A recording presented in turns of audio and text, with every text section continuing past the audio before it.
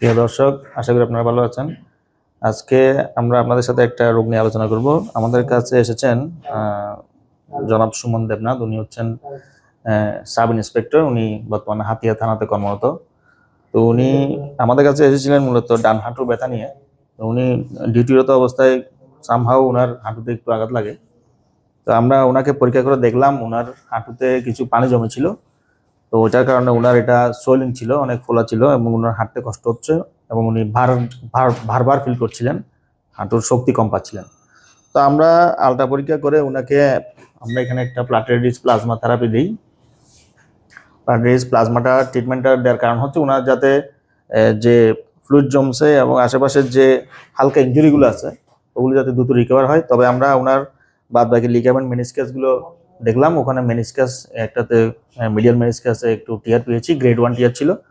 তো ওভারঅল সব কিছু মিলে আমরা প্লাটলেট প্লাজমা দেওয়ার ট্রিটমেন্টটা দেওয়ার ডিসিশন নিই। এবং এটা যেটা সুবিধা হচ্ছে, প্লাজমাটা দিলে আস্তে আস্তে সে মেনিসকাস যে টিয়ারটা আছে এটা রিকভার হবে এবং এক্সারসাইজগুলো করলে উনি আশা করি আস্তে আস্তে ভালো হয়ে যাবেন। এবং উনি পরপর 3টা সেশন নেবেন এবং এরপর আশা করি উনি দ্রুত ভালো হয়ে যাবেন। ধন্যবাদ।